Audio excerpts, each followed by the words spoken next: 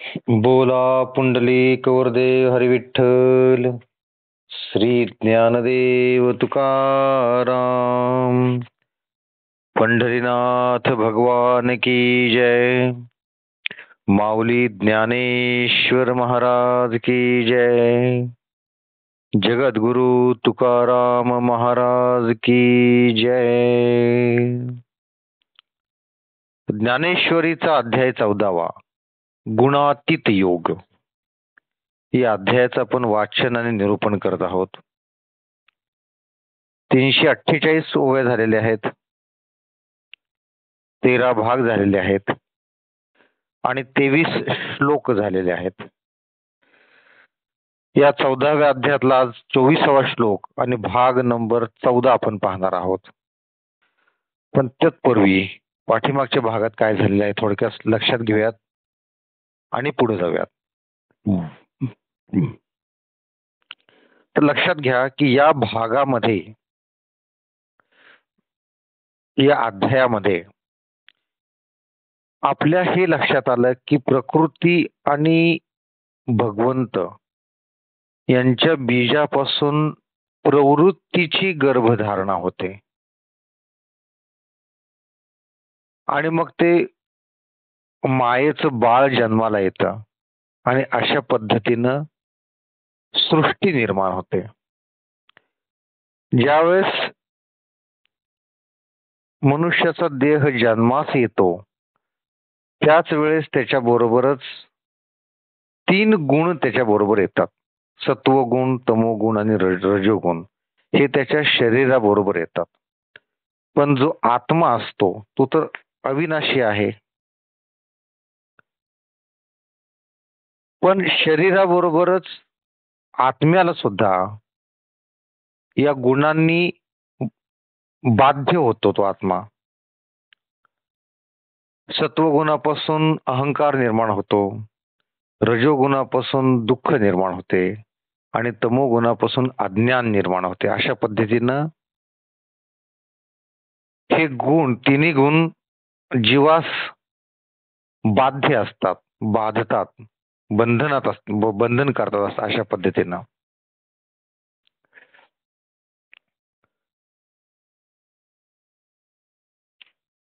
त्यातल्या त्यात सत्वगुण चांगला, रजोगुण मध्यम आणि तमोगुण हे वाईट किंवा वाईट गुण असं समजलं जातं.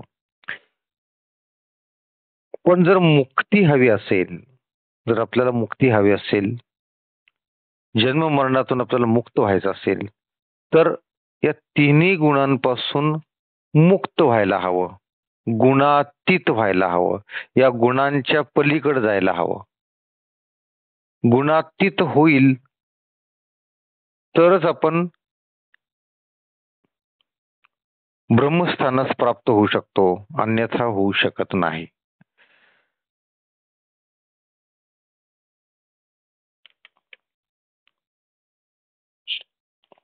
मग असे कोणते उपाय आहेत, अशी कोणती लक्षण आहेत की ज्याने गुणातीत होता येतं, हे आपण मागच्या काही भागांमध्ये पाहत आहोत.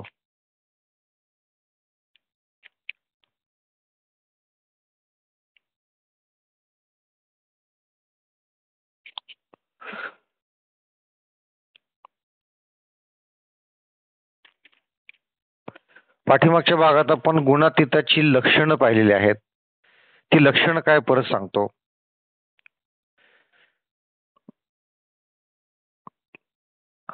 तर हा पुरुष जरी रजोगुणाचा जोर होऊन, पुरुषाच्या शरीरामध्ये जरी रजोगुणाचा जोर होऊन देहात अंकुर फुटून तो प्रवृत्ती मार्गात घडून गेला तरी मीच कर्म करणार आहे असा अभिमान ज्याला उत्पन्न होत नाही, अथवा कर्म नाहीसे झाल्यावर त्याच्या बुद्धीस वाईटही वाटत नाही, किंवा सद्गुण वाढल्यावर ज्यावेळेस सर्व इंद्रियात ज्ञान फाकते व त्यावेळेस माझ्यासारखा दुसरा कोणी विद्वान नाही अशा संतोषाने जो घडून जात नाही, म्हणजे समभाव ज्याच्या मनामध्ये येतो अथवा तमोगुण वाढल्यावर जो मोहभ्रमाने लिप्त होत नाही व अज्ञानामुळे मनात खेदही बाळगत नाही, किंवा मोह उत्पन्न झाला असता ज्ञानाची इच्छा करीत नाही, त्याचप्रमाणे ज्ञानवान झाला असता कर्मे टाकीत नाही व त्यापासून दुःखही मानत नाही.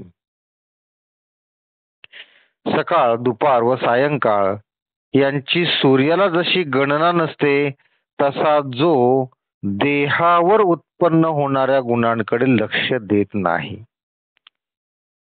ही सगळी लक्षणं गुणातीताची आहेत. अजून काय लक्षणं आहेत गुणातीताची ते आपण श्लोक नंबर 23 मध्ये पाहिलेलं. ते असे आहेत की ज्याप्रमाणे गुण व शरीर हे आपणच असल्यामुळे ते आले किंवा गेले तरी त्यापासून सुख किंवा दुःख होत नाही. हे अजून एक लक्षण आहे.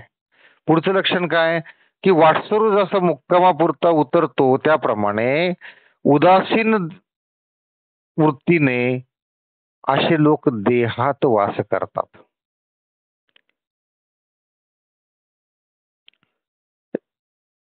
हा गुणांच्या स्वाधीन होऊन काहीही कर्मे करीत नाही. हे अजून एक पुढचं लक्षण आहे. अजून काय लक्षण आहे की जो गुणांच्या येण्या जाण्याने अंतर्यामी ढळत नाही. गुणांच्या येण्या जाण्या, सत्वगुण आला काय, रजगुण आला काय किंवा तमोगुण आला काय, हा अंतर्यामी ढळतच नाही. ज्ञानवान पुरुष गुणविकारांनी फसत नाही. गुणांपासून जे काही विकार उत्पन्न होतात त्या विकारात हा ज्ञानवान पुरुष फसतच नाही. तो निश्चय करून आकळला जात नाही, परंतु दुरून मात्र त्याचे खेळ पाहतो. मग सात्विक गुण सत्कर्माचे आचरण करो, रजगुण विषयाची आशा करो किंवा तमोगुण मोहाधिक ज्ञानात बुडो, तरी त्यापासून त्याला बाधा होत नाही. म्हणजेच तो या सर्वांपासून अलिप्त असतो. म्हणून गुणांनी किती जरी गडबड केली तरी तो त्यांच्या सपाट्यात सापडत नाही. ही काही गुणातीताची लक्षणं आलेली आहेत. गुणातीताची लक्षणं अजून 25व्या श्लोकात सुद्धा आलेली आहेत. पण त्या अगोदर 24व्या श्लोकामध्ये हे गुणातीत असणारे जे पुरुष आहेत, हे जे ज्ञानी पुरुष आहेत, त्यांचं आचरण कसं असतं, ते वागतात बोलतात कसं, कसे ओळखायचे, त्यांच्या आचरणावरून कसे ओळखायचे, त्यांची लक्षणं यात आलेले आहेत. ती आता आपण लक्षात घेऊयात की हे लोक मद्रूप झालेले असतात, भगवंताशी एकरूप झालेले असतात आणि भगवंताशिवाय दुसरं काही त्यांना दिसत नाही. भक्तिभावात एकदम लीन झालेले असतात. ज्याचे मन ताजव्याप्रमाणे समतोल राहते. ताजव्याप्रमाणे म्हणजे तराजूप्रमाणे समतोल असते, इकडे तिकडे ढळत नाहीत. त्यांना सुख दुःखाची बाधा होत नाही. सुख झालं काय हर्ष उल्हासित होऊन काही करत नाहीत आणि दुःख झालं तर खचून जात नाहीत. म्हणजे समदृष्टी, समभाव.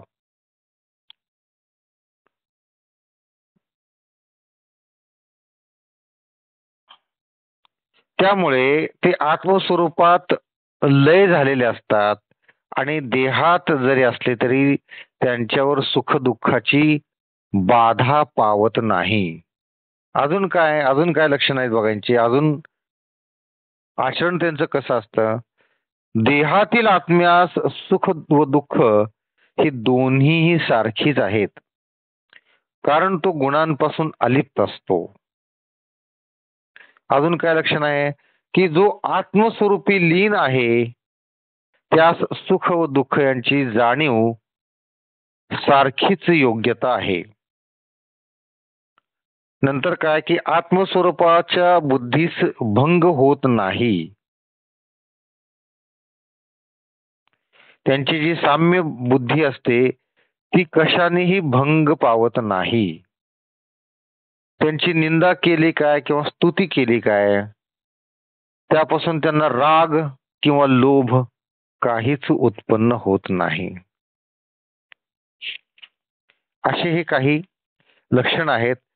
हेच लक्षण आपण आता या 14व्या भागामध्ये पाहणार आहोत, की जे आता आपण थोडस त्याचा घोषवारा घेतलेला आहे, म्हणजे पुढं वाचन केल्यानंतर लक्षात येईल. तर भाग नंबर 14 श्लोक नंबर 24 त्याचा श्लोकार्थ आता वाचूयात. जो सुख दुःख समान जाणणारा, आत्मस्वरूपी स्थिर असणारा, माती दगड व सोने सारखे मानणारा, प्रिय व अप्रिय समान मानणारा, धैर्यवान, आपली निंदा आणि स्तुती सारखीच मानणारा, तो गुणातीत. आता हे आपण ओवीच्या स्वरूपात लक्षात घेऊयात. तरी वस्त्राशी पाठी पोटी, नाही सुता वाचुनी किरीटी, ऐसे सुये दिठी चराचर मद्रुपे, म्हणून सुख दुःखा सरिसे, कंटाळे आचरे ऐसे, रिपू भक्ता जैसे, हरीचे देणे, एरवी तरी सहजे, सुख दुःख तैची सेविजे, देह जळी होईजे, मासोळी जय, आता ते तव तेने सांडिले, आहे स्वरूपा पेशीची मांडिले, सस्याती निवडले बीज जैसे, का ओघ सांडोनी गागे गाग, निघोनी समुद्राचे आंग, निस्तरली लगबग खळाळाची, तेवी आपणापची जया, वस्ती झाली गा धनंजया, तया देही अपैसया, सुख तसे दुःख, रात्री तैसे पाहले, हे धारणा जेवी एक झाले, आत्माराम देही आतले, द्वंद्व तैसे.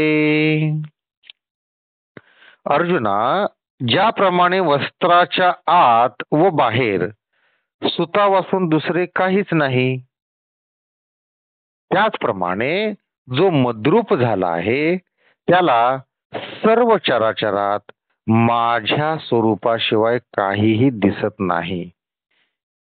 ही सगळी गुणातीताची लक्षणं आहेत बरं का. म्हणजे तो मद्रूप झालेला असतो आणि भगवंताशिवाय त्याला दुसरं कुठलंही रूप दिसत नाही.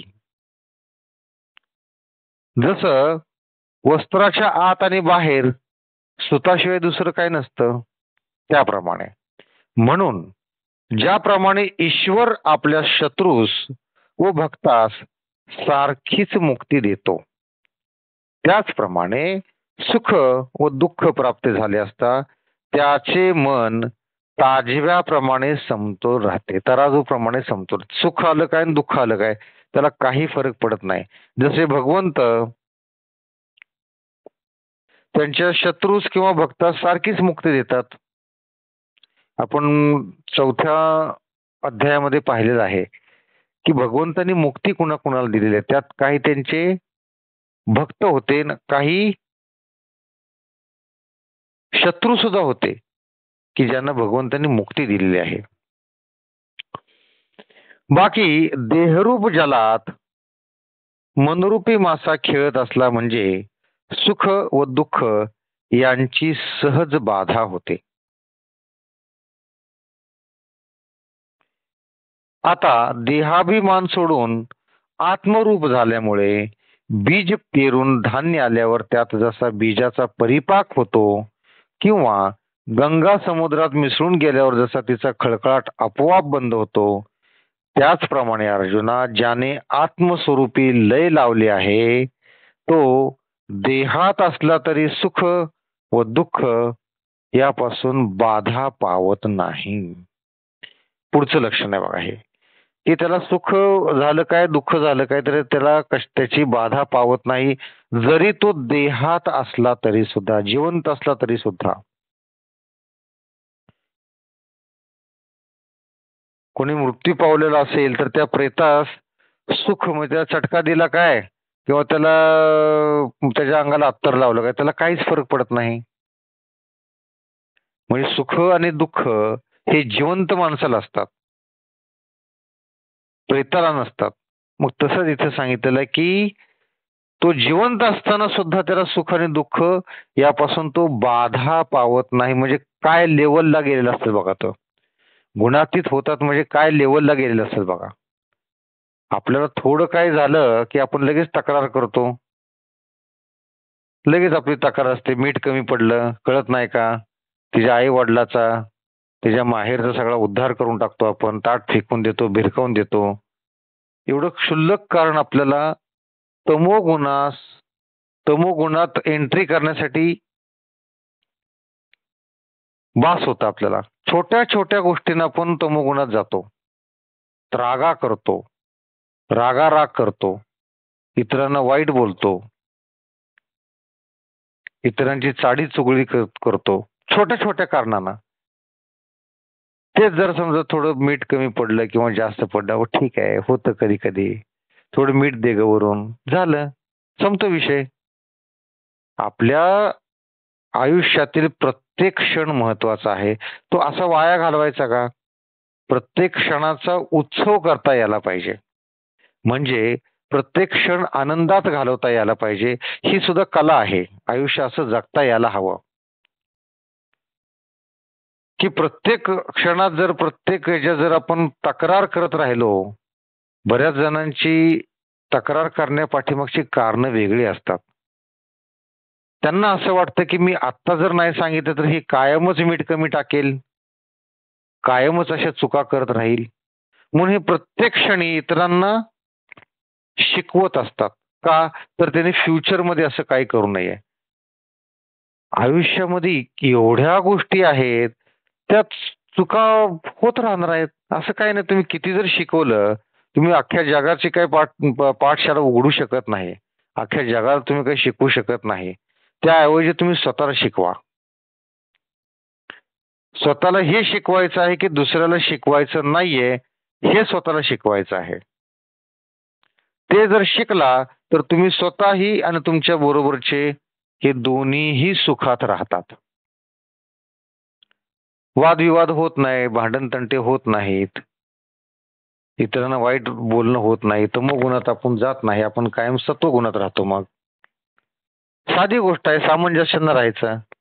थोडंफार इकडं-तिकडं होतं. आपल्या मनामध्ये समभाव हवा ना. एवढ्या गोष्टींना आपली जर बुद्धी ढळत असेल, तर मग एवढं सगळं वाचून उपयोग काय? अजून एक सांगतो, आपली बुद्धी ढळते कधी माहितीये का? समोरचा कमकुवत असेल तरच. आपल्या बायकोच्या हातून मीठ जास्त पडलं. आता ती आपल्या ऐकण्यातली असते. तिला आपल्याशिवाय दुसरा पर्याय नाहीये. त्यामुळे आपण त्याच्यावर रागवतो, चिडतो, हे करतो, ते करतो. ते जर आपली मोठी वहिनी असेल तर? तिच्यावर रागवतो का? नाही रागवत. आणि मोठी वहिनी ही आईप्रमाणे असते. तिच्यावर आपण रागवत नाही. कारण तेच आहे. पण दोघींना ट्रीटमेंट वेगवेगळी आहे. तसं नाही पाहिजे. सगळ्यांना समान वागणूक हवी. समभाव हवा. का ही आपल्या ऐकण्यातली आहे, आपल्या हक्काची आहे म्हणून तिला काही बडबड करायची, काही बोलायचं. असो. तर इथं ते सांगितलेलं आहे, की गुणातीत असणं म्हणजे काय? तुमच्या मनाचा समभाव असला पाहिजे. सुख आणि दुःख यापासून त्यांना मग बाधा पावत नाहीत.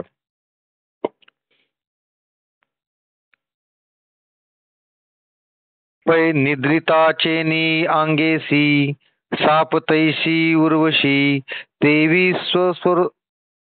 स्वरूपस्था सारिसी देही द्वंद्वे म्हणून तयाच्या ठाई शेणा सोनया विशेष नाही रत्ना गुंडिया काही निणिजे भेदू घरा येऊ पास स्वर्ग का वरी पाडो वाघ परी आत्मबुद्धीसी भंग कदा नो हे निवटले न उपवडे जळिनले न विरुडे, साम्य बुद्धी न मोडे, तया परी हा ब्रह्मा ऐसे नेस्तविजो, का नीच म्हणूनी निंदिजो, तरी नेणे जळो विझो, राखोंडी जैसी तैसी निंदा आणि स्तुती, नये कोणेची व्यक्ती, नाही अंधार का वाती, सूर्य घरी.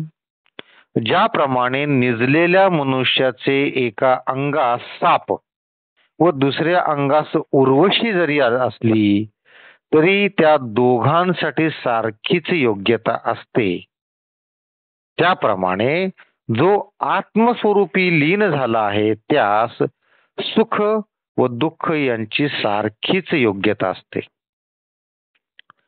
जो आत्मस्वरूपात लीन झालेला आहे त्याला सुख आणि दुःख सारखेच वाटतात. कसे तर तो झोपलाय, समजा त्याच्या एका उजव्या बाजूस साप आहे, दुसऱ्या बाजूस साक्षात स्वर्गातली अप्सरा उर्वशी येऊन जरी झोपली तरी सुद्धा त्याला सारखाच भास होतो.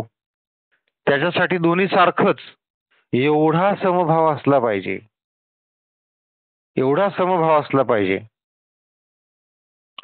म्हणून त्याच्या ठिकाणी शेण व सोने यांची सारखीच किंमत आहे. त्याला शेण व सोने दोन्हीची सारखीच किंमत आहे. आणि रत्न व घोडा यातही तो काही भेद जाणत नाही. रत्न मिळालं काय किंवा घोडा मिळाला काय त्याला काही फरक पडत नाही.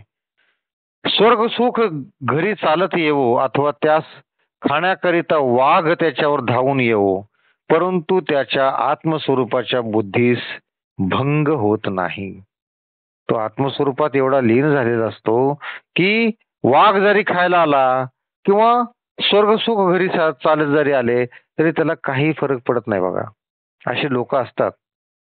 सुखात पण ते सारखेच असतात आणि दुःखात पण ते सारखेच, त्यांचं वर्तन सारखंच असतं. हा ब्रह्मदेव आहे म्हणून कोणी स्तुती करो किंवा नीच आहे म्हणून कोणी निंदा करो, परंतु राख झाल्यावर तिला ज्याप्रमाणे जळण्याची अगर विझण्याची भीती राहत नाही, त्याप्रमाणे निंदा किंवा स्तुती केली असता त्यापासून त्याला राग अथवा लोभ उत्पन्न होत नाही. अजून एक लक्षण काय त्याचं इथे सांगितलेलं आहे की कोणत्याही परिस्थितीत त्याला राग किंवा लोभ उत्पन्न होत नाही. त्यासाठी उदाहरण दिलेलं आहे की तुम्हाला कोणी ब्रह्मदेव म्हणलं, एवढी तुमची स्तुती केली, किंवा तुम्ही नीच आहात असं जरी म्हटलं तरी त्याच्यात काही फरक पडत नाही. किंवा राख झाल्यावर तिला ज्याप्रमाणे जळण्याची अगर विझण्याची भीती राहत नाही त्याचप्रमाणे. आता गुणातीताची लक्षणं आलेली आहेत पुढं. श्लोक नंबर 25 त्याचा आपण श्लोकार्थ वाचूयात. ज्याला मान व अपमान हे सारखे आहेत, मित्र व शत्रू हेही सारखेच आहेत, आणि जो कोणत्याही कर्माचा आरंभ करत नाही त्याला गुणातीत असे म्हणावे. समजून घेऊयात आपण, ओवी वाचूया त्यासाठी. ईश्वरू म्हणून पूजिला, का चोरू म्हणून गांजिला, वृक्ष गजी वेढीला केला राओ, का सहृद पासी आले, अथवा वैरी वरपडे झाले, परी नेणे राती पाहले, तेज जेवी साही ऋतू येता आकाशे, लिंपिजेची ना जैसे, तेवी वैषम्य मानसे जाणी जेना, आणि कही एकू पाही आचारू तयाच्या ठाई, तरी व्यापारासी नाही झाले दिसे. ईश्वर समजून ज्याची पूजा केली अथवा चोर समजून ज्याला मार दिला किंवा हत्ती घोडे रथ वगैरेंनी वेष्टित करून ज्याला राजा बनवले अथवा आप्त जवळ येऊन बसले किंवा वैरी जवळ येऊन बसला तथापि त्याला वर्चस्व सारखे, तथापि त्याला सर्वच सारखे, एवढा समभाव त्याच्या मनामध्ये असतो. हे गुणातीताचं लक्षण आहे. काय काय बघा, की कोणी त्याची ईश्वर समजून पूजा केली किंवा चोर समजून त्याला मार दिला, काहीच फरक पडत नाही त्याला. किंवा हत्ती घोडे रथ वगैरे नटवून त्याला राजा बनवले, किंवा आप्त जवळ येऊन बसले किंवा वैरी जवळ येऊन बसला तर त्याला सर्व सारखेच. ज्याप्रमाणे सूर्याचे तेजास रात्र व दिवस माहीत नसतात, आकाशावर 6 ऋतूही येऊन गेले तरी ते ज्याप्रमाणे अलिप्त असते, त्याप्रमाणे ज्याच्या बुद्धीला विषमता ही ठाऊकच नसते, त्याच्या बुद्धीला विषमता माहितीच नाही, ठाऊकच नसते त्याला. कसं तर सूर्याच्या तेजाला जसं रात्र दिवस माहित नसतं, तेज असते.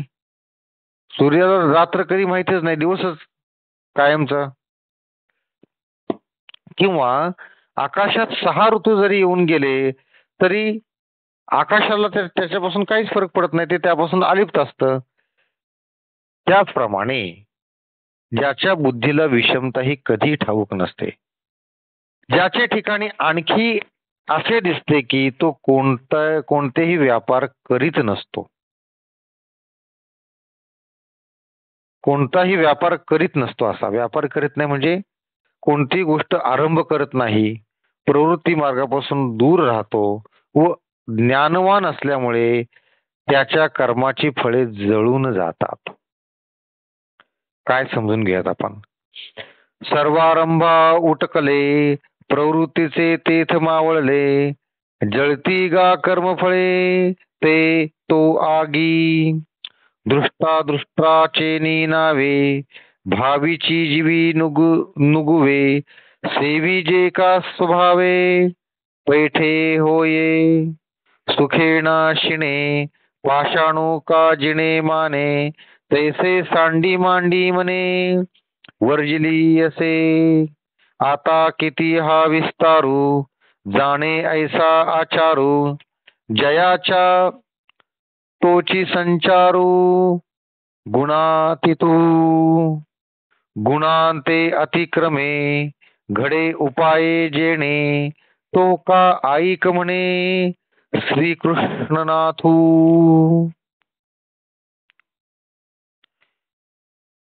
तो कोणतीही गोष्ट आरंभित नाही, प्रवृत्ती मार्गापासून दूर राहतो व तो ज्ञानवान असल्यामुळे त्याच्या कर्माची फळे जळून जातात. इहलोक अथवा परलोक यांच्याविषयी ज्याच्या मनात विचारही येत नाहीत, इहलोक किंवा परलोक यांचे सुद्धा विचार त्याच्या मनात येत नाहीत, परंतु सहजानुसार जे जे प्राप्त होईल ते तो सेवन करतो. सहज जे काय मिळेल ते ठीक आहे, कशाचा हट्ट करत नाही, कुठलं मोठ्या कामाची सुरुवात करत नाही. असं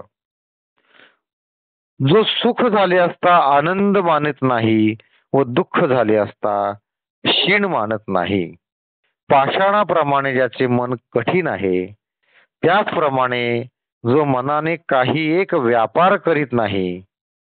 आणखी तुला किती स्पष्ट सांगू, तर असे ज्याचे आचरण असेल तोच गुणातीत आहे असे जाण. हे जे वरची सगळी आचरण सांगितलेले आहेत ना, ती लक्षणं जी सांगितली ती जर असतील तर तो गुणातीत आहे असं समजून चाल, असं म्हणतात.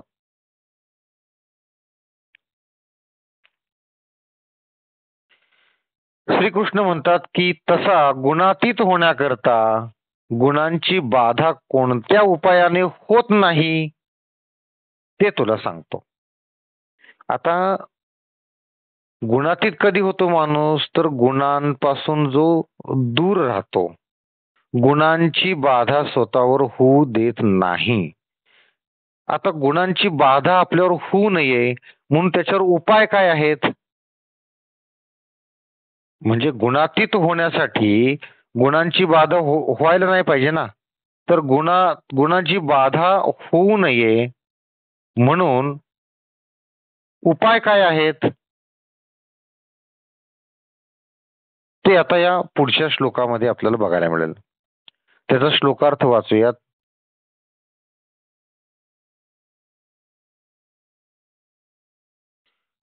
आणि जो एकनिष्ठ भक्तीने माझी सेवा करतो तो या 3 गुणांना उत्तम प्रकारे जिंकून ब्रह्मरूप होण्याला योग्य होतो. मार्ग काय सांगितलेला आहे की जो एकनिष्ठ भक्तीने माझी सेवा करतो, भगवंताची जो सेवा करतो तो 3 गुणांना उत्तम प्रकारे जिंकून ब्रह्मरूप होण्यास योग्य होतो.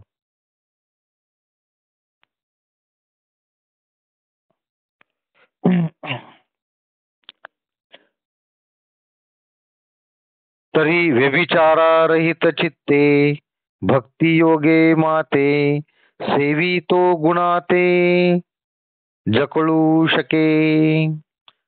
तरी कोण मी कैसी भक्ती अव्यभिचारा काय व्यक्ती हे अगवीची निवृत्ती हो आवी लागे. तरी पार्था परियेसा मी तव एथ ऐसा रत्नी किळाओ जैसा रत्नची तो का द्रवपणाची नीर अवकाशची अंबर गोडी तेची साखर आन नाही.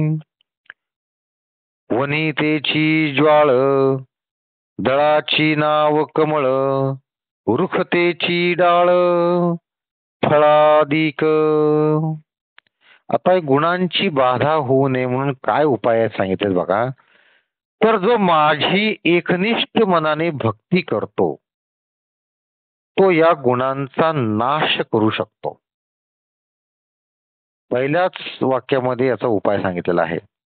तर मी कोण, माझी भक्ती कशी करायची, एकनिष्ठेचे काय लक्षण, या सर्व गोष्टी तुला स्पष्ट करून सांगितल्या पाहिजेत. तर अर्जुना ऐक, मी या जगात असा आहे की रत्नाचे तेज व रत्न हे जसे एकच आहे, अथवा पातळपणा व पाणी, अवकाश व आकाश, गोडी व साखर ही जशी भिन्न नसून एकच आहे. विस्तव व ज्वाला ही एकच असते. कमळाच्या पाकळ्या हेच कमळ, झाड हेच फांद्या, फळे वगैरे.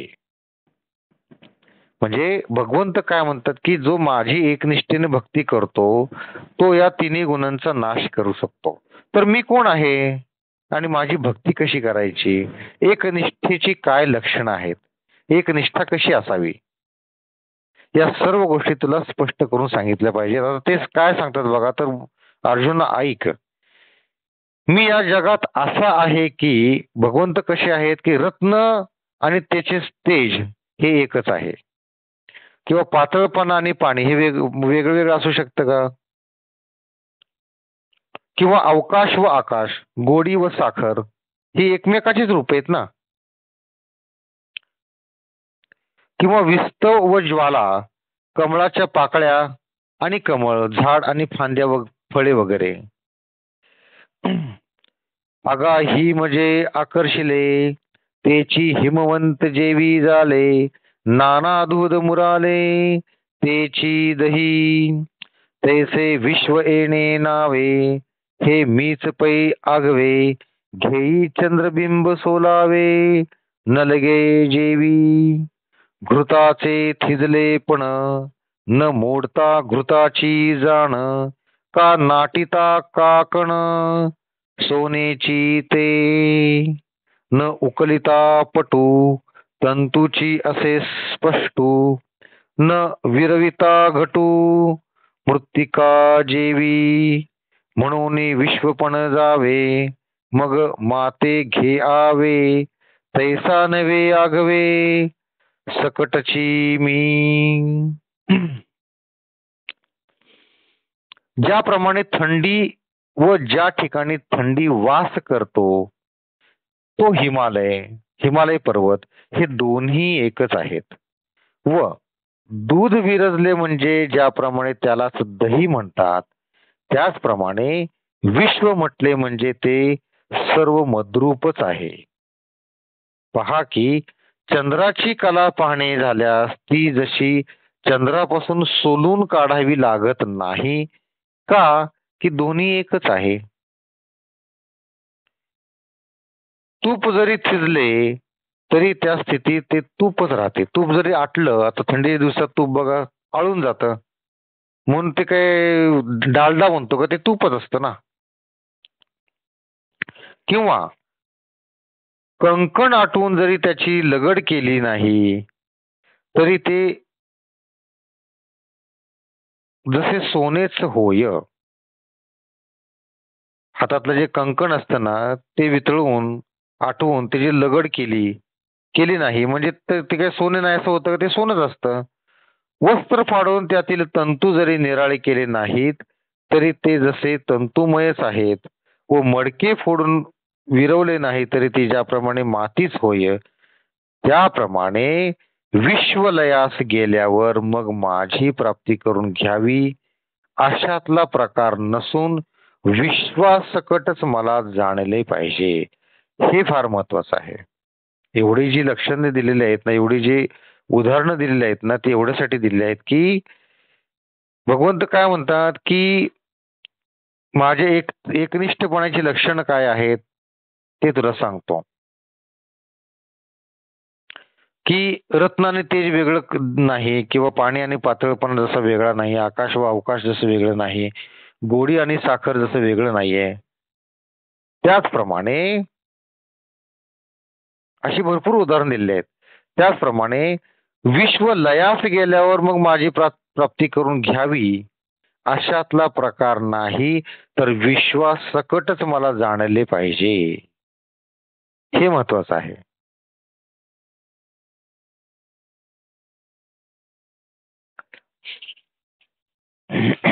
आजच्या भागात आपण गुणातीताची लक्षणं बघितलेली आहेत. नंतर गुणातीताचे आचरण हे पाहिलेलं आहे. आणि आता भगवंत काय सांगत आहेत की गुणांची बाधाच होऊ नये म्हणजे गुणातीत होण्याचा उपाय काय आहे ते सांगत आहेत. तर ते सांगत असताना भगवंत म्हणतात की माझी एकनिष्ठेने भक्ती करायची. आणि भक्ती कशी करायची एकनिष्ठ, त्याची लक्षणं काय आहेत, तर ते इथं सांगितलेलं आहे. तर आज आपण इथेच थांबवत आहोत. सर्वांनी हात जोडून घ्यायचे आहेत, डोळे मिटायचे आहेत. ज्यांनी व्यसनमुक्तीचा संकल्प केलेला आहे त्यांनी त्याची आठवण करायची आहे. आपल्यातून काम, क्रोध, मद, मत्सर, माया, मोह हे सर्व निघून जावं आणि सगळी सद्गुणाची लक्षणं आपल्यामध्ये यावी त्याची प्रार्थना करायची आहे.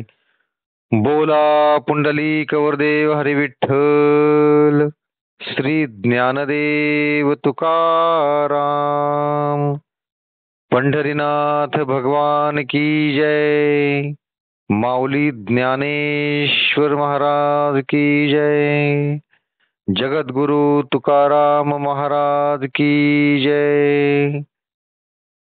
सर्व संतों की जय. जय जय रघुवीर समर्थ.